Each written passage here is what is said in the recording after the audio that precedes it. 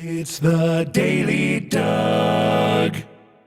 Hey y'all, welcome back to the Daily Doug. Thanks for being with me today. My friends who have found me at the end of the week, and as on most Fridays, I am making this a Masterpiece Friday. It's not going to be as long of a Masterpiece Friday as we might normally do, but nevertheless, we're looking at a masterpiece today. This song, Sympathy for the Devil, by the Rolling Stones, is on several best of lists of all time for rock and roll songs. And I wanted to take a look at it, especially as we are newly into 2025. I wanted to make sure that I get back to Rolling Stones pretty soon and continue on in my discovery of this band, which has been delayed, really, because we didn't do any of the Rolling Stones music for a long time on the channel. This will only be our third video dedicated to their music.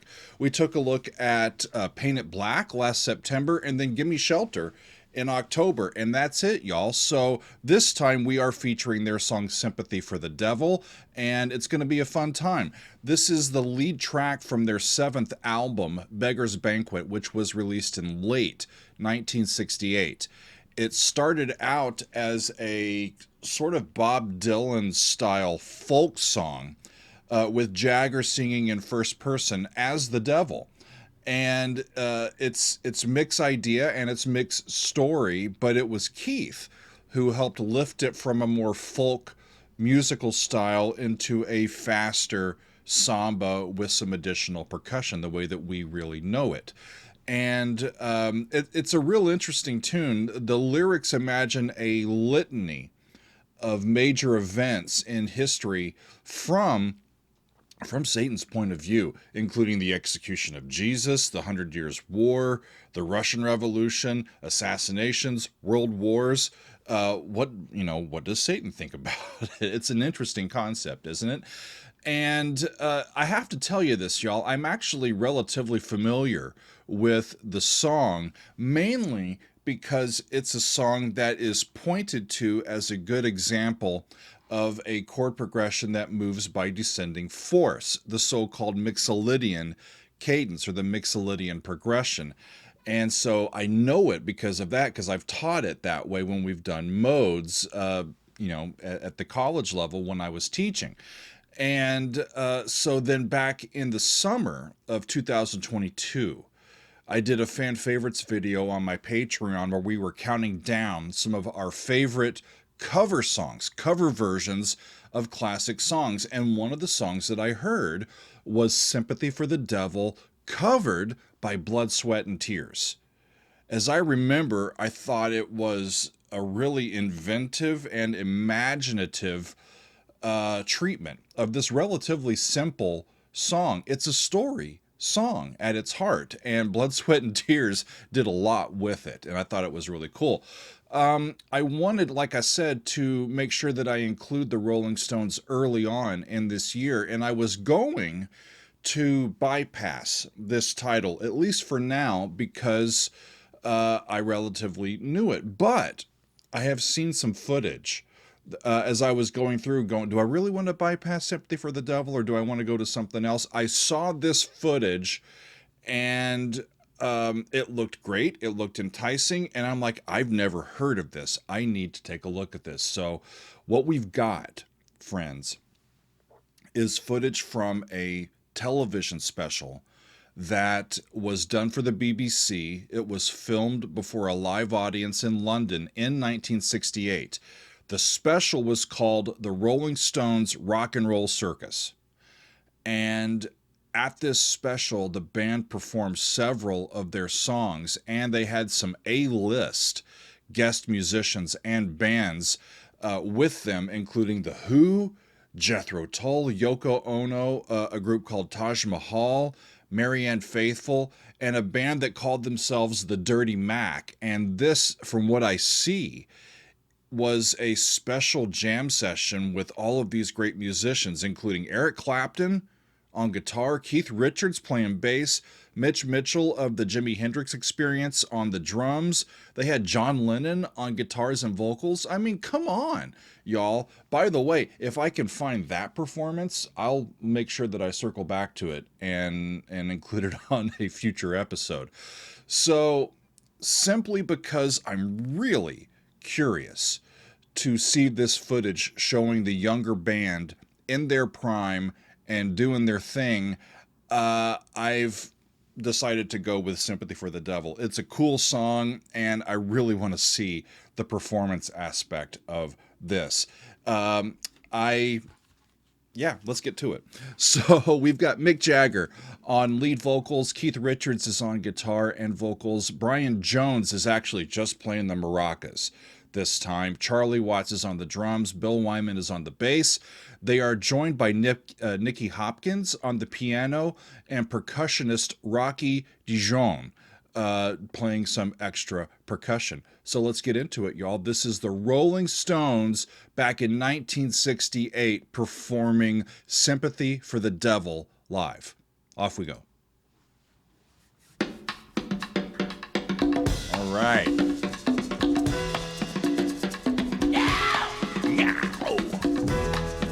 Look at him. Brian's got my shaker part.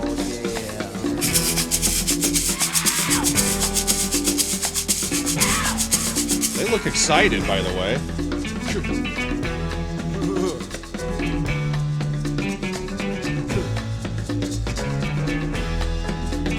I mean, we're going to hear this progression the whole time. I might as well tell you. It's an E down to a D, down to an A, and then back to E. That's the whole thing. Introduce myself. I'm May, Will, and Chase. I've been around for a long, long year. So many a man's soul and faith. I was around when Jesus Christ had his moment of doubt and pain. So skinny. Made damn sure that Pilate washed his hands. Made damn sure that Pilate washed his hands and sealed his fate, meaning Jesus' fate. Pleased to meet you. Goes to the five. Hope you guess my name. Hope you guess my name. But what's puzzling you is just the nature of my game. Stuck around St. Petersburg when I saw it was the time for a change. Poor Brian's over there just doing ministers, Anastasia screamed in vain. I rode a tank, had a generous rank. I went to Blitzkrieg rage and the body. I rode a tank, held a general's rank when the Blitzkrieg raged and the bodies stank. Jeez. Hope you guess my name. Hadn't you guessed my name yet? But what's confusing you is just the nature of my game.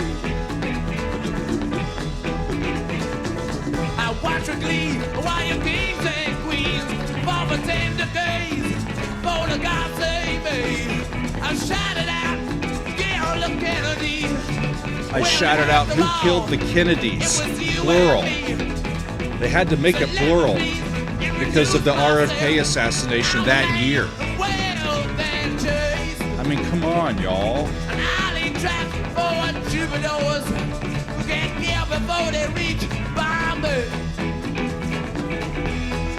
See how he passed the mic behind himself so he didn't get caught up in the cord? This is a crazy performance. The whole band's kind of in the background and stationary. All right. And Mick's just out front dancing around.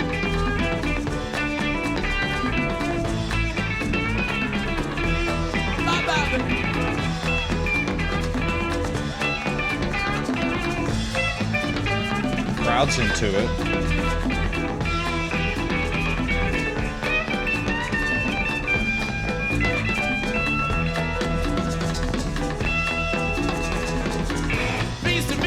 There's the fun. Hope you guess my name. Hope you guess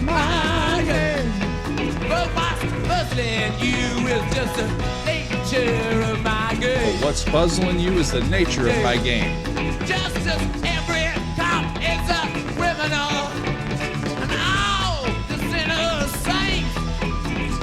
And there's this day Love the addition of the piano in there. Because I'm in need of some restraint. So if you meet me, have some courtesy, have some sympathy, and some days. Cause all your well-learned politics, or I lay your soul to waste. Yeah. Nice to meet you. Hope you get my name. Ah, yeah. But what's So interesting. just the nature of my game. The song Ah, yeah. is simple. Down with it. It's sort of rudimentary, really. Yeah. And all of this is just on the backs of their moxie. Their vibe. There's John Lennon! All right. I'll be damned. All right. Oh, baby. All right. All And I think their percussion player is Carl Weathers.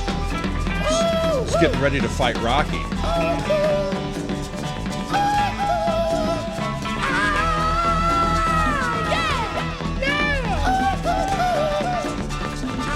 It's a beautiful choir boy there, Mick. Lovely falsetto. So that's his platform. All right.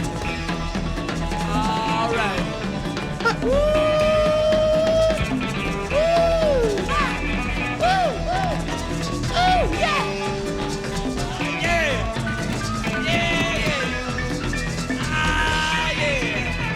So the band's just vamping. What is going on now? Look away, kids. All right. Mick's gonna get undressed. Show us his tattoos. Is that a picture of the devil on his chest?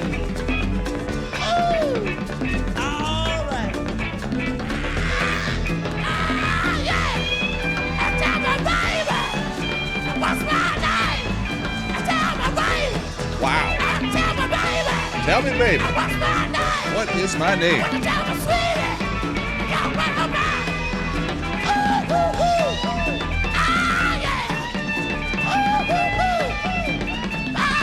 He's going for it. What is the crowd wearing? All down. Oh, yeah. Yeah.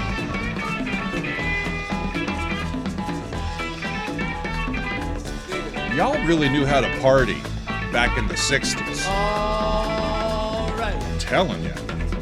Tell me, baby, what's my name? What's my name? Won't you tell me, baby? What's my name? I want you to tell me, sweetie. You gotta come on in. Won't you tell me, baby? What's my name? Won't you tell me, sweetie? You come on in. He forgot who he is. Beautiful. I mean, amidst all this, his falsetto is All right. great. Now tell me, honey. What's my name? What's my name? Oh, tell me, baby.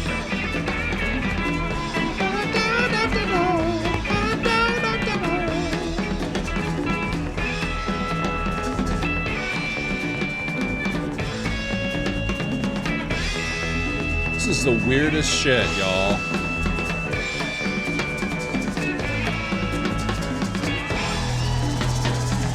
There he goes. It's Mick Jagger and the rest of the band. There's John, there's Yoko in the crowd.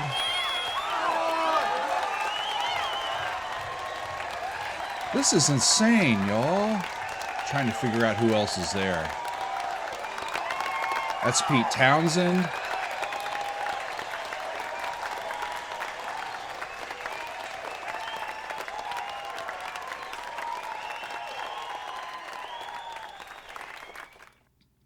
I've never seen that, had no idea it existed. I'm so happy that I did this. You know, we think about the song, and the song itself is very simple. It's a 3-chord rock song, y'all. So it wasn't that hard to figure out what they were doing. The whole show was watching it, watching what they were up to. Apparently, this whole thing, this whole production was Mick's idea as a way to promote their new album. And it ended up being a hot mess and a marathon session. They started filming around 2 p.m. on December 11th in London. And it took more time. It always takes more time than you think. But, you know, to set up the lights, to move the stuff around, to get the next band up, to, you know, turn the cameras on, to get the thing filmed, and then shut it down, and then move everything else. It takes a long time. And so by the time we get to the last performance, it didn't happen until around 5 o'clock the next morning.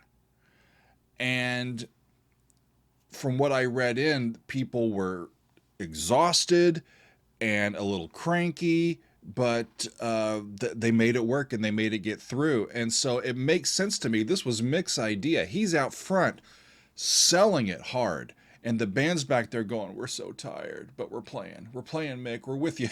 That's what it felt like to me. This also ended up being quite a turning point for the band and their personnel. This is the last live performance of founding member Brian Jones with the band. The guy playing maracas, right? Except he was a darn good guitar player. And I don't know much about why he departed the band, but from what I read, it seems as though it was a long time coming, that he had become disillusioned with them and they disillusioned with him, I think. And it was just the point at which they decided to go their separate ways. Not only was it the last time for Brian to perform with the band, but it was the first time that the band would perform live with Nicky Hopkins, who we heard on piano. And Nicky would become a longtime collaborator with the band and a friend of the band. So there you go, kind of a coming and going in the life of the Rolling Stones. And it's just leaving me with this not intense respect around the song itself. Of course, it's an iconic song, but it's not that difficult of a song, y'all. It almost acts more as a historical artifact that is an example of expert musicianship, right? So they're doing this song that 95% of the bands in existence could probably handle. We can handle that tempo, we can handle that rhythm, we can handle those chords, but it's largely on the back of Mick's flair in his performance and his vibe, and you know, it becomes this culturally significant art, this force that just connects people and it fascinates people at the same time. And all these years later, the band's still out there doing their thing. Mick is like the unstoppable Energizer Bunny, it seems. You could see it back then in the late 60s, and he is still out there shaking and jiving and putting on a show for the people. The Rolling Stones is a band that I never really got into because as I was starting to get into music, I was really interested in the more technical things, like how did the voice leading work? How did the instrumentation work? The nuts and bolts of an intricate piece of music. I was really going into classical, and you know, I had heard a little bit of other types of music around, but when I heard the Rolling Stones, I never really got into them because they just didn't fit the type of music that I was wanting to get into at that time.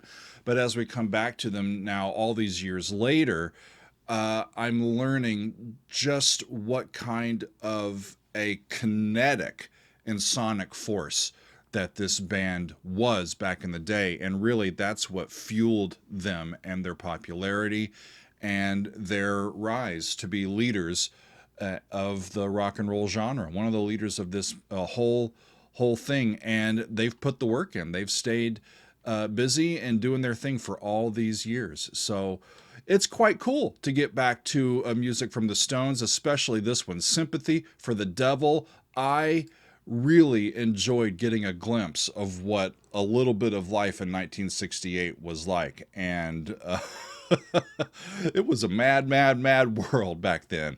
It still is. But it's nice to see everybody out having a good time and just enjoying the crap out of themselves. That's what it's all about, y'all. As much as we can, soak the marrow out of life, enjoy it while you can in those moments where you can be exuberant and move around and enjoy some music. And that's what the Stones help us do. So thank you for being with me today and this week, my friends. This has been a fun week, and I've got more for you, but that is all for today, my friends. Thank you for being with me. I'll see you next time on another edition of the Daily Doug.